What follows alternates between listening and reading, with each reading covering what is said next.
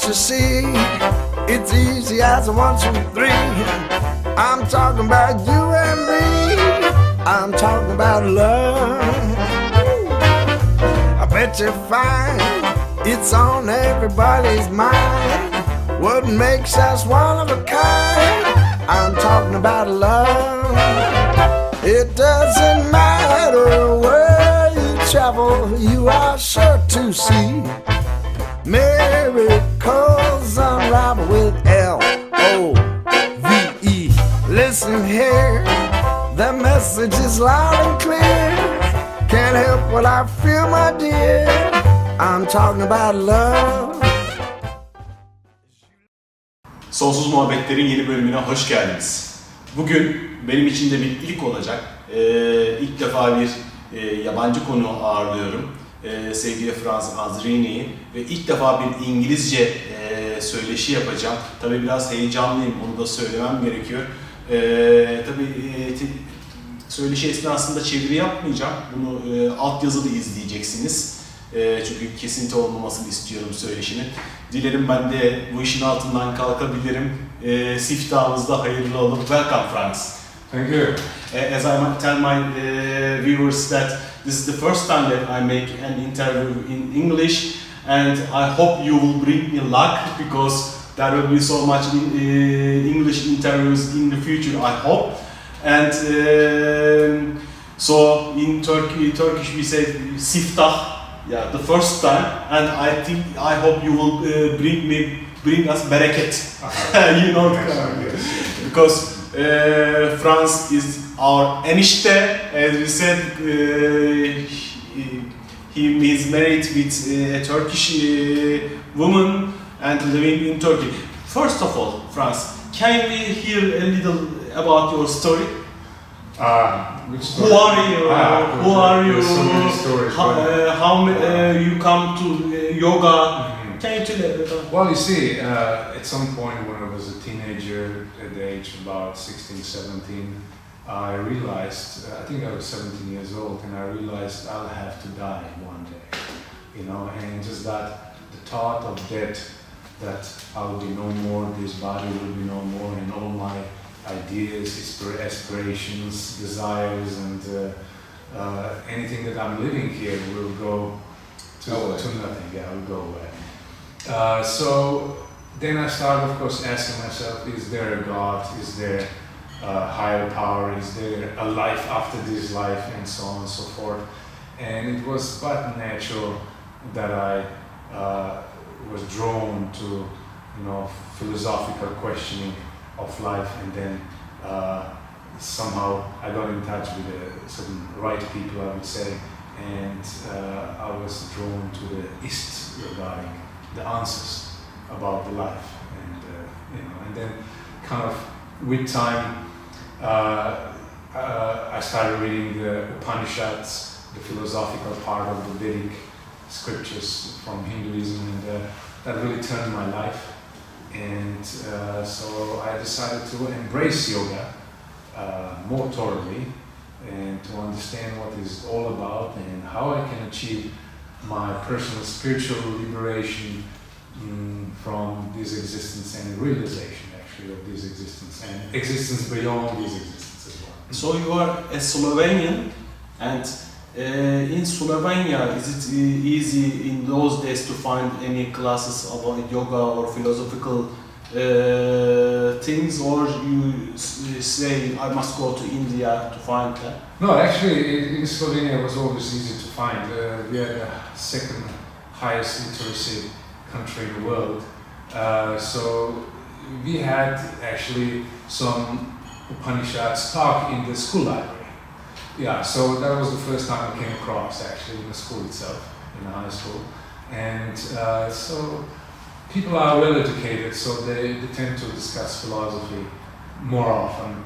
And you know, this type of conversations are not really uncommon. You can encounter them here and there among your friends and so on. Yes, and the yoga was always present. There was some yoga going on, and that's how I started actually. And so the road brings you to India? Yeah, the road brought me to India. Well, first actually, I was going to Germany, so I just needed to see a bit of the world. And for 3.5 years, I was going around Europe, basically being based in Germany, and starting in ashrams and doing my yogas, meditations, and so on and so forth. And then I gone in 1996 to India, and I stayed there for 10 years. How come you come to Turkey? Well, it was just one friend said, "Yeah, I'm teaching English here, and why don't you drop by and for 3 months summer holidays and teach them some yoga." So I had no idea about Turkey before, but I was like India, and okay, I'm young, so fine, let's go, so have some fun, and I made a couple of good friends. Then I came back for a short while again for the second time. However, my heart was in India, so I needed to learn a bit more. I needed to, go through a good drill, philosophically, bodily, and mentally, to master the science of yoga. And so I returned back. So then after many years afterwards, after I decided to leave India, so I used to run a business before this, so I just decided to quit at some point and take my life to yoga totally. So I decided I'll come back. I'll come to Istanbul for about 2-3 years, and then just go somewhere else perhaps. So I was free, and the world was mine. And here I got caught in Turkey, and the life is never the same again, as they say. And so I met my wife, and so I'm a little bit longer here. So. And welcome to our country. Thank you. Enişte, you are enişte. Nobody said enişte before.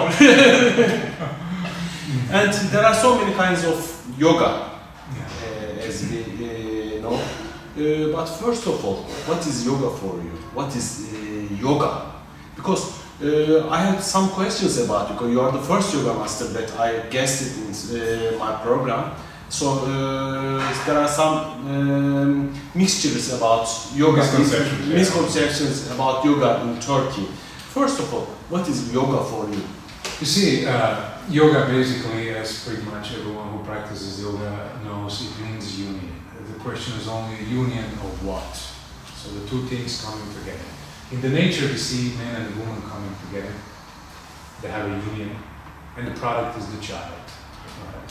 So in yoga we have actually there are 3 stages in yoga, 3 types of yoga, actually 3 stages of yoga. The first stage is where the downward flowing air moves down, and inner flowing air moves inside. There are 5 pranas inside the body. So the basic idea of yoga is first to manipulate your pranas. So the downward flowing air has to mix with the inward flowing air, with the inward flowing prana. So that union, it's also yoga, and brings another type of air called uddana, that moves up. The air that moves down mixes with the air that moves inside and creates another air that moves up. So yogis are actually sustaining that upward moving air all the time. That brings them to the higher realization, So that air is responsible for your bliss in meditation. So yogis are all the time, tending to that air, cultivating it, so their consciousness is always up, right? So that's one type of yoga, when these 2 airs unite to produce upward moving air. So now, then when that upward moving air is produced, a different consciousness arises inside the body, inside our mind as well. So, and then it happens, the past thought, which we understand as consciousness, unites with the future thought, which we understand as mind. So there are 2 streams of consciousness. One is the past thought. If I say horse, you know the horse. Yes. But if I say my father, you don't know who my father is. Yes. You never met him. That's mine. That's the future thought. Yes. So these two thoughts have to unite and become a present thought. The present thought gives the rise, this yoga gives the rise to the intellect. And the intellect has the power of discrimination. So once the intellect is strong with practicing of yoga, then we discriminate what is good and what is not good. What is spiritual and what is material. What is impermanent and what is permanent. What is everlasting and what doesn't last.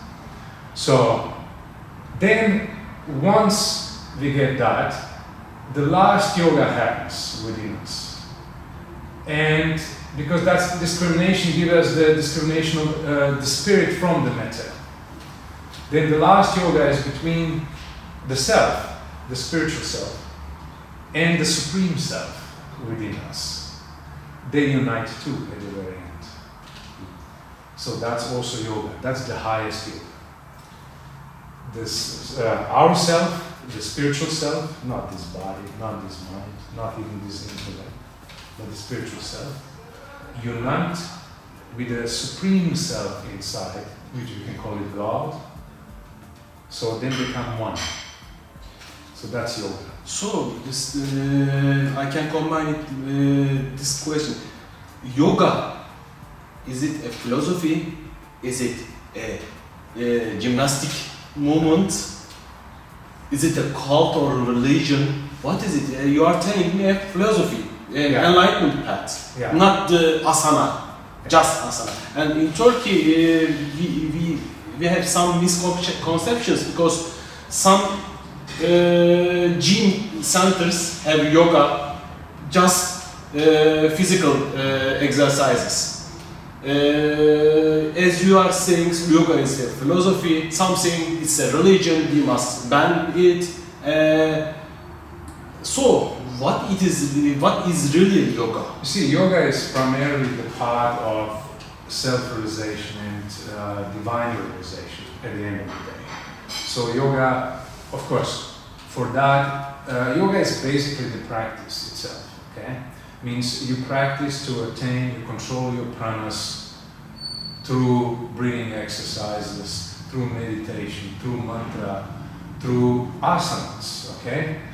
To bring... Prana is life energy? Life energy. Chi? Yes, Chi. you can call it chi in China, prana is a Sanskrit word, life air, you call it in English. So, so that's the most important, how to say, homework of a yogi is to control prana. It's not how much you bend, actually. So now let me explain about the asanas, the yogic poses that are the most widespread. Yeah. So basically, we categorize asanas into three parts, okay? First, it's for the yoga therapy, to make the body strong, to cure the body, to cure it from the different dross and diseases, Then asanas that are meant for mind control, so we can stabilize the mind, the flow of our thoughts, okay? And then thirdly, asanas that are meant for rising the kundalini. Means the kundalini basically means prana goes into the middle channel within us and rises up. That's the channel where we are attaining to divine realization. Okay? So asanas are divided into three spaces. Now, well, millions, tens of millions of people in the world practice yoga and asana, yogasanas we call them, for different purposes. Some practice just for the health, some practice for the health and for the mental well-being, like that, and some they do practice also for the spiritual upliftment.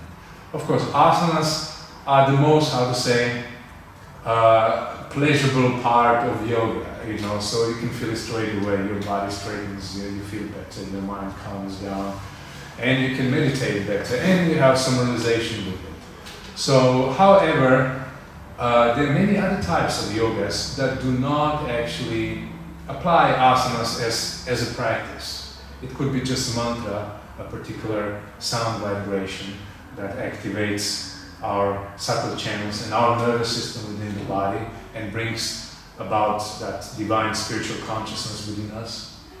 Then it can be philosophical inquiry. What does that's called Jnana Yoga, the yoga of knowledge, means where we can distinguish between what is real, what is not real, what is permanent and what is not permanent. Like this, what is a matter, like this chair, and what is spiritual, actually, it's spiritual substance. Of course, now all this, then there's a yoga of devotion, for example, where you say, oh Lord, I don't know any of these practices, I just surrender to you, I'm your servant and you're my master, please take care of me, like that.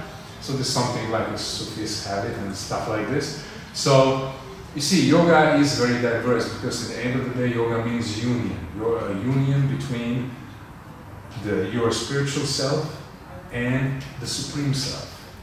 Okay, so once they unite, it's yoga. So that's why some yogic practices are more physical, outward, and the others are, how to say, not so physical outward. I mean, it doesn't require huge exercises, but requires more devotion, recitation, or just meditation. I mean, meditation, not to forget, meditation, it's in all of them, okay?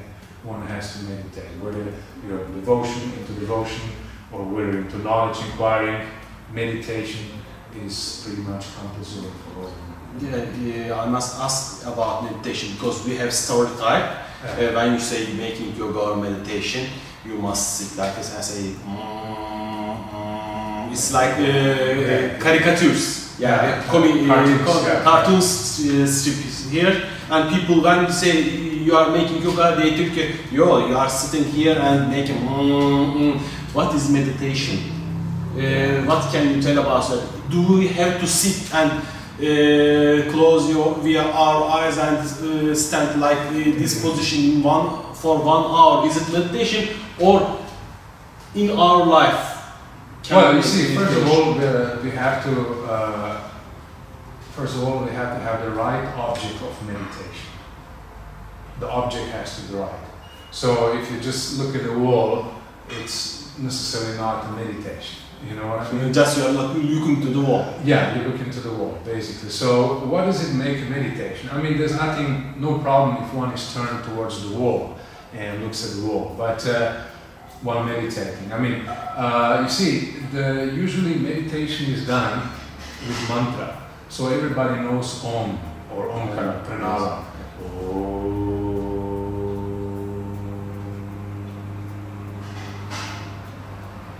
So that's the first meditation one has to apply. And then your guru, master, he gives another types of meditations and mantras and stuff like that. So that's one of the meditations. So the most important thing in meditation is, as I said, the second part of yoga is to bring the past thought and the future thought together into the present thought. So the first stage of meditation is actually concentration. It could be a candle flame you can meditate upon. Okay? Could be a stick, a rod that you meditate upon within. Okay? It could be a sun that you can meditate upon, a moon that you can meditate upon. It could be in a mind that you imagine your guru or your favorite divinity, a deity that you meditate upon. So meditation can be on many things that are conducive, that bring upliftment, okay? So the first part is called concentration, where you focus on that object of meditation, whether it's a particular sound vibration, image, object in the sky, whatever. Then this is still an effort. Concentration is still a matter of effort. You're trying to concentrate on that. Whereas then the meditation comes, which is called dhyana, okay? Which is you and the object of meditation are in perfect harmony, okay? You are connected to that object of meditation. And the last stage is called samadhi, absorption, where that object of meditation becomes one with you. Okay. So that's the final yoga, means the final absorption. Then you, as a meditator, as a yogi, you become that. If you chant Om, you become Om, like that. and how can we manage in our daily life, normal life? Because you live in Istanbul and you know in Istanbul, and there are so many people living in Istanbul, and they are going with metro or buses. So many negative thoughts around. There are so many negative people, and how can they make meditation in this? This stretch of journey. Yes. Yeah, indeed they can. In fact, I'm doing it. So even when I sit in Dolmus, sometimes I just concentrate and do some mantra or something, you know, and I go for about 5-10 minutes into meditation. So it is possible. Now, for the people who are having a daily job to go and they have to attend work to their families, it is good to come to a place like a certain yoga studio and you know, a certain yoga teacher that they can unwind and get their meditation practice of yoga steady. And then they should be also practicing as much as possible at home, because the self-practice is important. I mean, it's good to come somewhere, do it together, but the real strength comes when you are able to do it on your own. You don't depend on anyone. So then after a while they can actually do it while they're journeying for a little while, or the break in the workplace, in the office or wherever, you know, they can also sit down for the 5 minutes in the lunchtime, you know, before lunch or whatever, to calm everything down and then eat. That's better that way. So yes, I mean, life in big cities, it's not so conducive for spiritual things because people get agitated. I mean, people might be religious, but they might not be peaceful, you know. So the peace is lacking inside. There's a state of inside. And so therefore, I mean, meditation is something that you put into your daily life. You have to put it into your daily life Yeah. to live in to live in the present. Actually, And I never do yoga. Yes. And because I believe I don't have any muscles to fit and stretch or anything.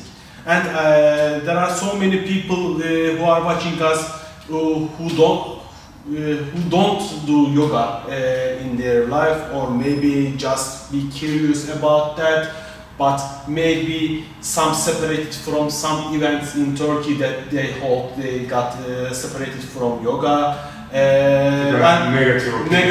Negative opinions, and some wants to come and start to yoga, but they don't know where to start because there are so many different kinds of yoga types, and when you go to a gym center, you can find yoga, but just it's an exercise. They don't give you philosophical background.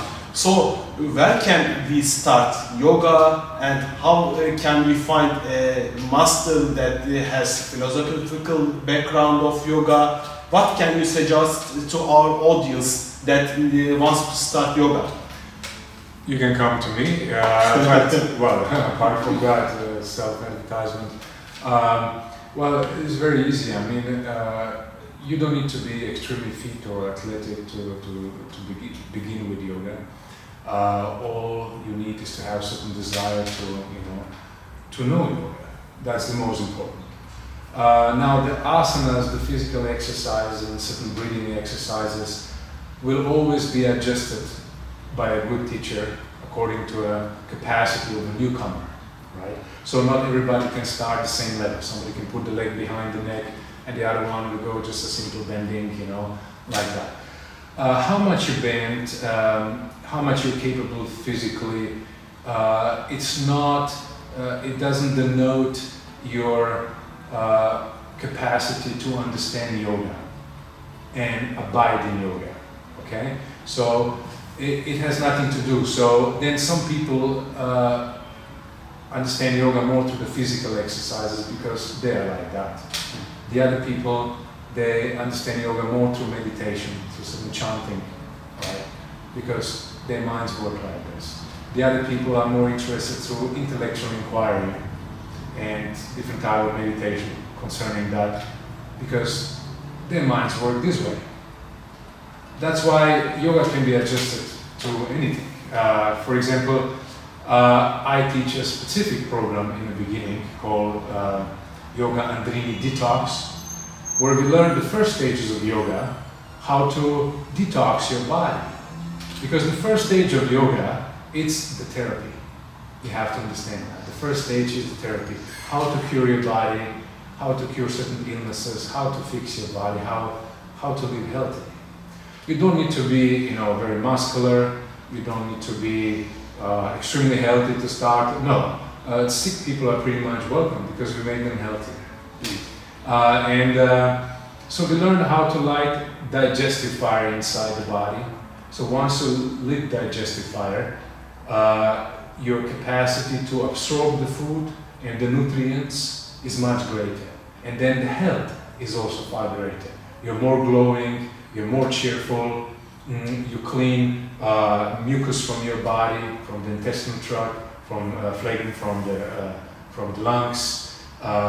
You invigorate your spleen, liver, kidneys, pancreas, all the inner organs. So then the life changes. So I always tell to the people, the happiness does not depend on something external. It depends on the state of your intestinal tract. If you're able to digest the food well, then you're going to be happy. How can we do that? By banning something to eat or just with asanas? And when I came to you, I like künefe, as I said. You said you will never eat dessert. You have never to eat drink coffee or do this or don't do this. How can you do it? Well, basically like this. I sin also. I'm not saying I don't have some piece of chocolate sometimes, some small cookie. I do have. I just don't want to have it all the time. It's just like every now and then. Okay? It's not on my daily menu. That's it. So we cannot say, you have to give up everything and then only you're going to be yogi. It's not like that. Because it will never happen anyway. So it's not practical. However, if you start yoga, for example, the program I teach, it's a very strong program. If you continue like 3 times a week, you get the feeling of purification and certain things changing. So once you understand that you can experience different body within, the interest for something that having cakes, pasta, profiterole and stuff like this diminishes, and kunefe diminishes, okay? And you don't feel sorry about it. You feel, oh, actually good, okay, I don't want kunefe. For some reason, I don't like it anymore. What had happened? So, like that, okay? Because we do the exercises with asana and the breathing exercises, which do change the whole structure of pranas inside the body, and they clean the intestinal tract and inner organs. So they start functioning differently. And once you put that in, you feel like, oh, it's burdening me, it's heavy. I don't feel any good to eat that amount of sugar anymore. Suddenly, all right, I'm going to go for a tea and for a salad or something like that. So then you feel like it's much better. And also, are you vegetarian? I do eat fish, I do eat eggs. I do not eat the rest of the meat. It's for good. Yeah, you see, basically, there's some people who are vegetarians, and even more so, they're vegans, like that. So, in my course, I teach the people about the food as well. So, now we have to understand that food is very diverse, and not everybody can have the same type of food.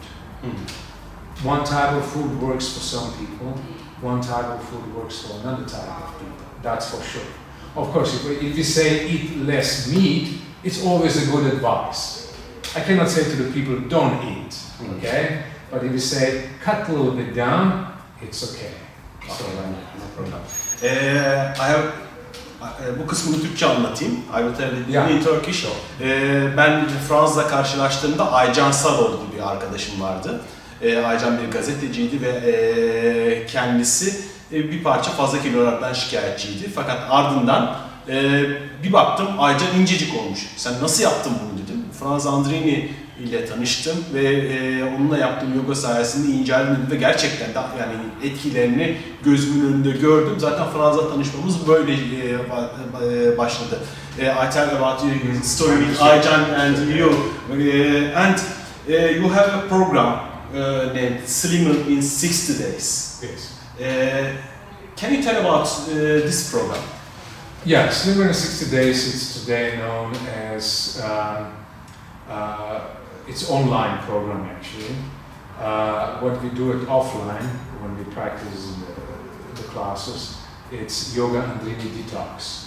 So, well, it actually goes pretty much the same thing, but Yoga Andrini Detox, it's a bit more knowledge is inside and something. So that can be done. That Slim in 60 Days, it's a great program. You say online? That's online program, yes. Yeah, you can do it from our home. Yes, you can do it from my website. You don't have to find you. No, not in real. I'm in a virtual world, so I exist there. Okay. Yeah. So that program is meant for the people who are, not close to me or far away. And once they have the membership, they can just log in and just check the videos and do it and follow that pattern of 60 days. Now, once you come to me, then we apply a different format.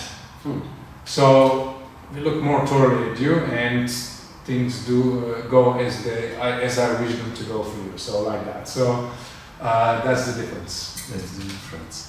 Okay, let me have a break and then we will continue our program. Sonsuz muhabbetler devam edecek.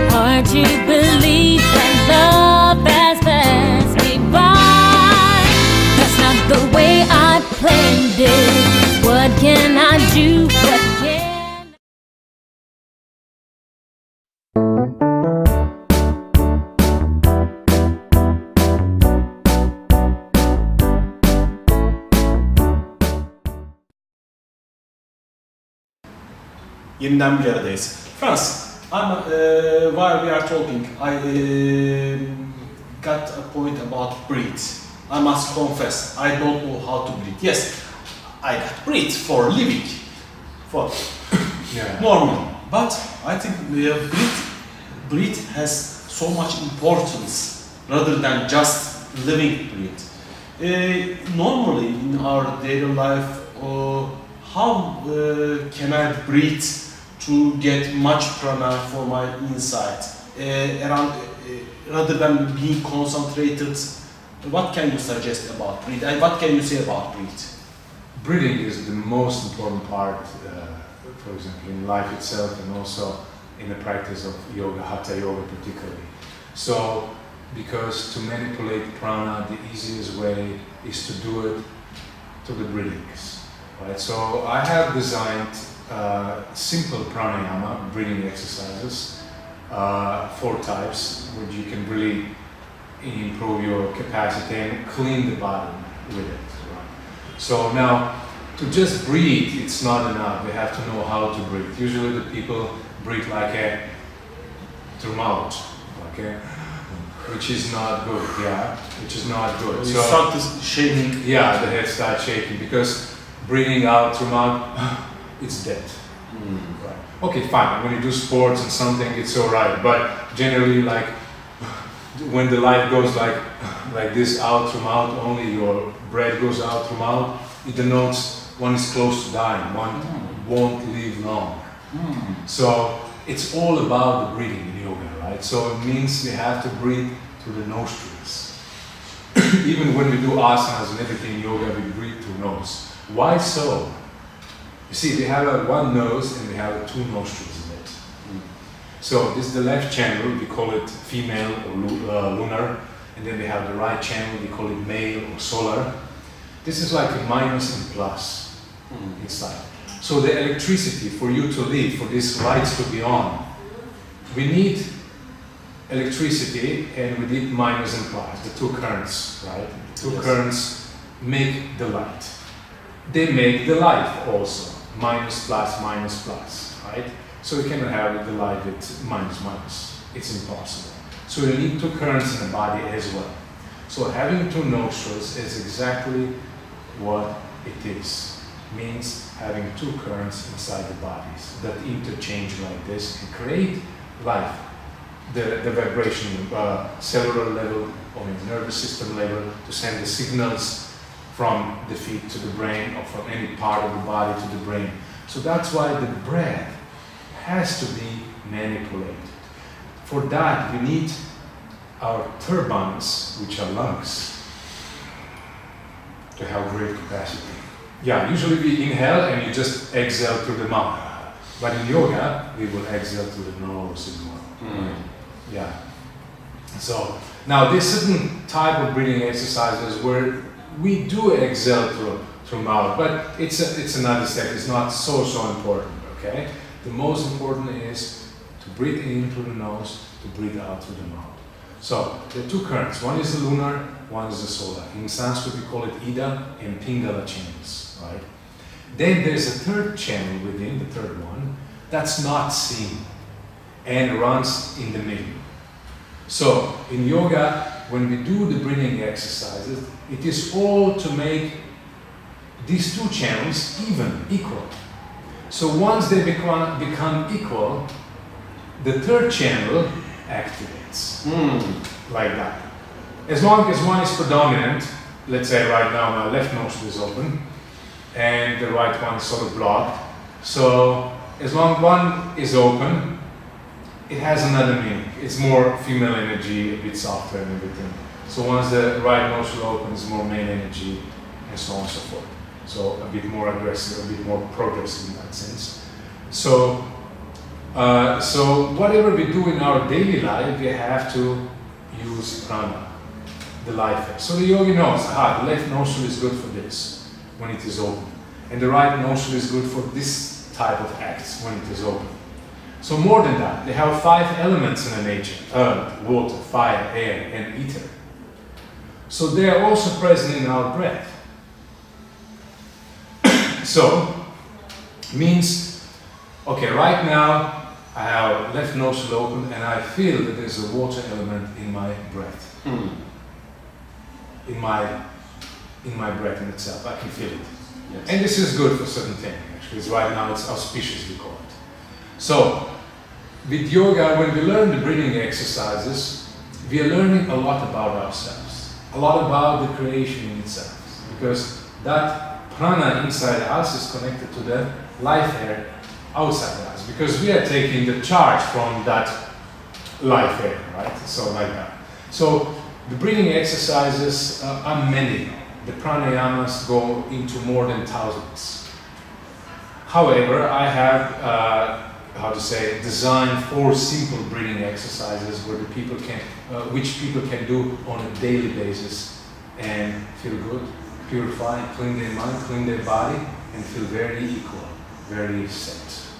Like that. Can you show a little technique? Yeah, like the first is simple stomach breathing. So let's say before that, let me explain. We have 5 life airs: apana, prana, samana, udana, and dhyana, called in Sanskrit. Apana means one pushing down. Yeah, prana means one pushing inside, just like my picture here goes circular motion inside, as you see it. And then samana, flowing around the waist. Then udana, moving up. And dhyana, circulating around all the body, right, clockwise. Yes. So with these 4 breathing exercises, we balance all of them, all these 4. Right? So first we do the breathing exercise with the stomach. Take it out like you're pregnant. 1, 2, hold. Exhale in and tighten a little bit. And then, and then again. 1, 2, keep the mouth closed, yes, and in and tighten a little bit to the very end. That tightening is important. It does something to our nervous system. Okay, not too much, just a little bit. So, 1, 2, and exhale. And then again, inhale, like you're pregnant, just the tummy, not the chest. 1, 2, exhale, push the tummy in. Very good, collapse the chest. Now, take the tummy out, inhale. Feel the air, feel the tummy there. This is better, yes? 1, 2, exhale. Good. Now immediately you're gonna feel it calms you down right away. So if you're very nervous, if you're very, jittery, so all you do is sit down on a chair, sit down on the ground, and start the stomach breathing. Inhale, hold 1, 2. Exhale. The mind will calm down because that's apana. Okay, it moves down, so it calms everything down. Especially people suffering from psychological disorders like schizophrenia, psychosis, neurosis. They have a thing like constipation, which is a sign that the air does not move down. It has to move down, and with this stomach breathing, actually, we are moving it down. So you can do maybe 15 times. Or if you want to do a little bit more thoroughly, you can do it about 20, 25 times, even better. So maximum 42 times maximum. So in any case, then we have the second breathing, goes into the chest. You expand the chest like to the side, yeah? The rib cage is almost hurt here, right? Hold 1, 2, and then exhale. Exhale at the end, tighten the tongue a little bit in. Yes, and then again, inhale, just the chest, yeah? Just the chest expanded. Yeah, 1, 2, exhale, yeah, good, and tighten the tummy a little bit in, good. Oh, you're already sweating, you see, this is good, because we have to increase the capacity of our lungs, means the lungs got to expand. The more the lungs expand, the more prana you can take, the stronger your life will be. You're going to feel also stronger in yourself, you're going to feel, more confident in yourself if you can breathe well into the chest. For example, if you cannot breathe well into the chest, you always feel a bit, shy, the shoulders are bent down, and you feel a bit dejected. However, with the chest breathing, you feel confident and you walk like a god, on this earth. So then the third type of breathing, so that actually cultivates a prana area that moves inside and udana that moves a little bit outside. Now the third breathing is the combination of the first two, which is now. First we go into stomach, stop, and then continue into chest. I see the capacity is like 1. All right, let me demonstrate first here. So first goes up. 1, cut. 1, 2, and then tummy in. And again, stomach.